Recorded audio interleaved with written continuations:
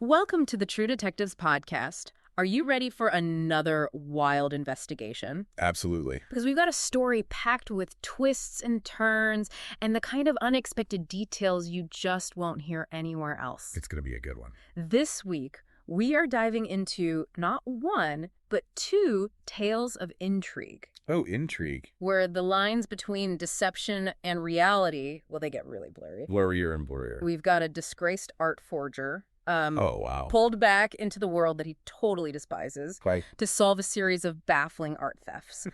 And then we've got a cynical podcaster, okay, Fantastic. whose world is totally flipped upside down when he stumbles upon a conspiracy that hits way too close to home. Oh, man. So are you ready to unravel these mysteries with us? Let's do it. Okay, let's dive into our first investigation, the masterstroke. Okay. And this is the one about the art forger. Okay, ready. At the center of this, we have Max. And Max, he wasn't always on the wrong side of the canvas. He was once like a really celebrated painter. Wow. But somewhere along the line, his relationship with the art world really went south. Yeah, I can see that happening. You know, we're talking pretentious buyers, Right? backstabbing galleries. Sorts. Just the whole scene, really. Like superficial scene. It just left him totally disillusioned, right? Yeah. So, ironically, this led him to become a forger. It was like a way to still use his talent, but just kind of be outside of that world he'd grown to despise. What do you think drives an artist to that point? To kind of like reject the art world, but still want to create? I think it's a feeling of like being betrayed by the system that first validated them, Right. you know? So for Max, maybe forgery was like this sense of agency and control that he felt he lacked, you know, in the traditional art market. Yeah, it's like a twisted kind of artistic expression. Yeah, it is. You know, it's like he's operating outside the rules. But this whole like illicit under the radar existence that he's built, you know, it gets blown apart when he receives this coded message, okay? And it's like, it's a single brushstroke. What? Very specific. Okay. Left on his doorstep. Okay. And it turns out that this is a summons from his old mentor. So, you know, someone from the past he was trying to leave behind. Right, right. And the reason there's been a major art heist, Oh, no. some billionaire's entire private collection has vanished. Wow. We're talking serious masterpieces. Of what kind? Van Gogh, Picasso. Oh, wow. The real deal, gone. All gone. And in their place, What? truly awful forgeries. Awful. But here's where it gets really interesting for Max. He's not being asked to help out of, like, you know, goodwill Right. or like a favor. Okay. He is being blackmailed. Oh, wow. Yeah, his mentor says, look, you find the thief or your little secret about being a forger, everybody's going to know. Oh, no. What's the immediate impact on Max with that kind of pressure, you think? I think it puts him in an incredibly precarious position, you know? Yeah. He's forced to confront the very life he tried to bury, and, you know, the irony is almost palpable. Yeah. He's got to use the skills that led to his downfall to solve a crime that could totally expose him. I mean, that internal conflict, the desire for self-preservation and the risk of exposure, it must be just huge. Oh, yeah, you can just imagine the tension. Oh, yeah. So Max starts his investigation, right? And his initial approach is actually really interesting. Instead of scrutinizing the forgeries, the really bad ones, he focuses on the crime scenes themselves. Okay. So picture these ultra-secure, high-end galleries. Okay. And what strikes him is how totally pristine they are. There are no signs of forced entry, no alarms triggered, no mess whatsoever. This wasn't just some opportunistic thief grabbing a valuable painting. We're talking highly skilled professionals who knew exactly what they were doing, focused on a clean entry and exit. What does that kind of precision tell you? I think that level of meticulousness, it often points to a deep understanding of security protocols and a ton of pre-planning. It really makes you wonder if the act of the theft itself, the flawless execution, was just as important as, you know, or maybe even more important than actually getting the valuable artwork. It's like their motive was something else, maybe. Potentially, yeah. So he also reviews the security footage, but, you know, it's not super helpful for identification. All they capture are these blurred figures moving with like almost robotic efficiency. It's as if the robbery itself was like a carefully choreographed performance. Wow. And this is where the investigation really takes an interesting turn for Max. He starts to see a pattern in the targeted galleries. It wasn't random. Turns out every single one of them had strong ties to this one notorious art critic. Uh-oh. Yeah, and this guy was infamous for these incredibly scathing, influential reviews. And, just as it happens, it was this critic that played a key role in Max's own professional downfall all those years ago. So how does that personal connection change things? It kind of shifts the potential motive from just money to something way more personal. Revenge. This is adding a whole psychological dimension to the case.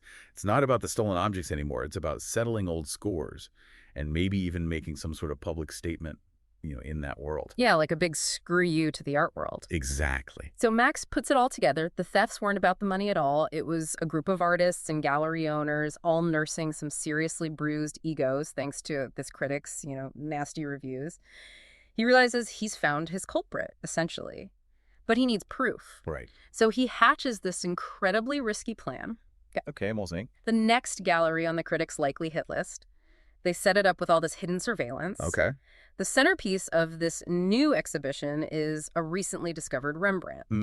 But here's the twist. What? It's a forgery. No way. A really good one, done by Max himself. Oh, wow. It's like a masterpiece of deception. That is so risky. So risky. What do you think of this plan, using his own forgery skills as bait?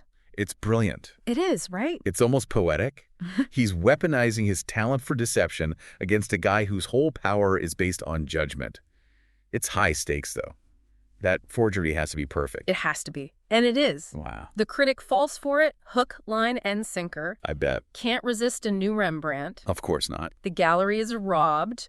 The media goes crazy. Yeah. Now it's the waiting game. And sure enough, the critic, totally convinced that he's looking at a real Rembrandt, publishes this scathing review. He tears it apart. Oh, no. Pointing out all these flaws and inconsistencies and the brushstrokes, the pigment, the whole thing.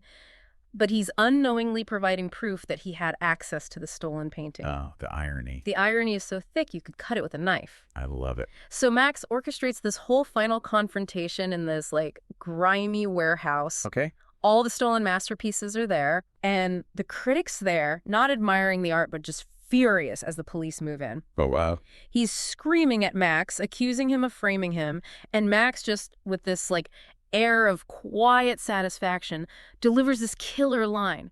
He says, and I quote, "Frame you. No, I simply provided the canvas.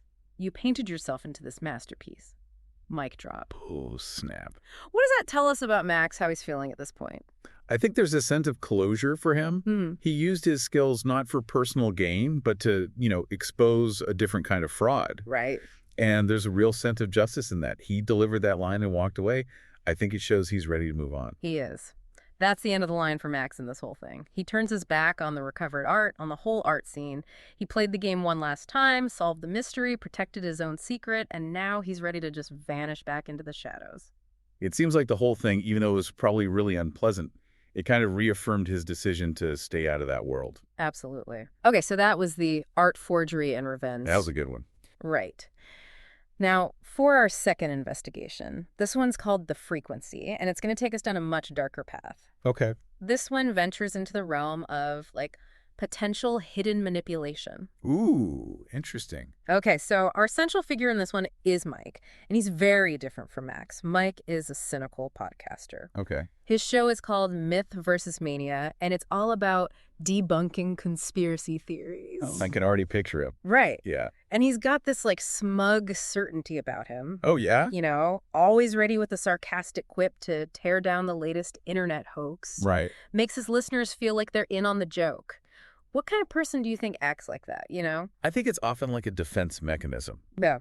A strong belief in logic and reason can be a way to feel safe when the world seems chaotic. Right. You know what I mean? Like, debunkers often see themselves as, providing this necessary, corrective. Of all the craziness. Exactly. Right. But Mike's comfy world of debunking, it starts to crumble when he receives this anonymous email. The subject line is ominous. It just says, "Your ignorance is dangerous." Ooh. And the entire email is just a link to an audio file. Oh, interesting. Mike Heist's, of course, dismissive at first. I would be too. Right. Ooh, this is going to be some stupid prank. Yeah. But what he hears isn't some crackpot theory or a fake alien transmission or something. It's this low, persistent hum, almost menacing. Okay. And it really gets under his skin. It just feels wrong. I can imagine. What is it about a sound like that, something that's just constant and unexplained, that can be so unsettling? I think a persistent sound, especially a low-frequency one, can be really unsettling on a psychological level. Right.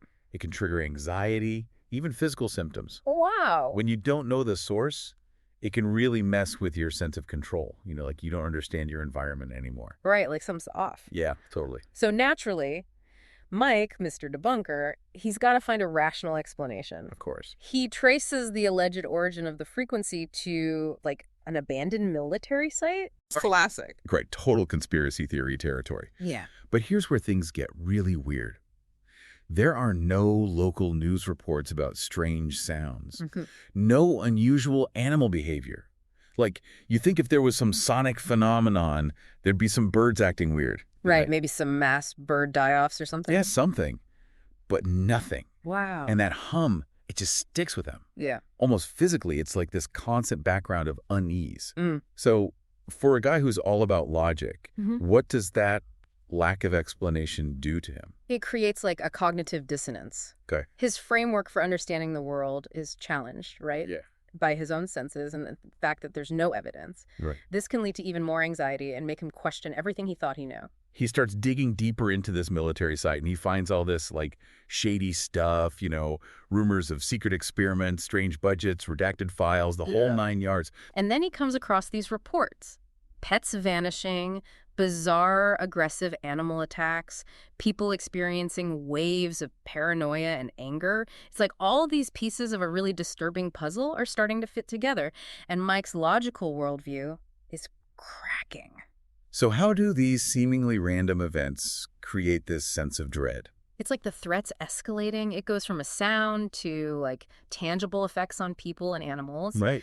It's not just some audio anomaly anymore. It suggests a cause and effect that's really hard to ignore. And his next podcast episode, Total 180, gone is the sarcasm and the debunking. He just admits there's something unexplained out there. You can hear it in his voice. He's shaken. For a guy like him to admit uncertainty, what does that mean? That's huge. For someone whose whole thing is being a skeptic, admitting that you don't know is like a massive shift. It means his experience and the evidence have really shaken his core beliefs. Yeah, he's forced to consider that he might be wrong. Yeah. And the listener response, it's fascinating. Like what? Some people think he's lost it, that he's become a believer. Right. But then there's this undercurrent of people who are really intrigued. Okay. And they start sending in tips. Similar frequencies in other places. Photos of, like, unmarked vans. Stories of people acting strange after being exposed to weird sounds. It's like this Pandora's box has been opened. What does that do to Mike, all this validation from, these random people? It validates him, even if it's coming from, the fringes. It makes him think, maybe I'm not alone in this. Right, exactly. So then he gets this message that leads him to this former researcher.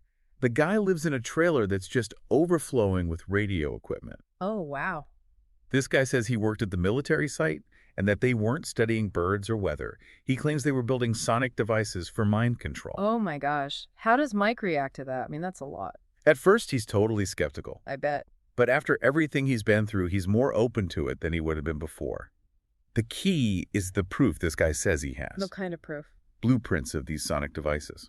Designed to target specific brainwave frequencies. And reports, they're heavily redacted, but they seem to detail these large-scale experiments on people. Wow. So Mike's in this impossible situation. Yeah. His logical mind is saying this is a hoax. But the evidence and his own experience, it's starting to erode that skepticism. It must be terrifying to have your whole understanding of reality challenged like that. And then comes the real threat. One night, an envelope gets slipped under his door. What's in it?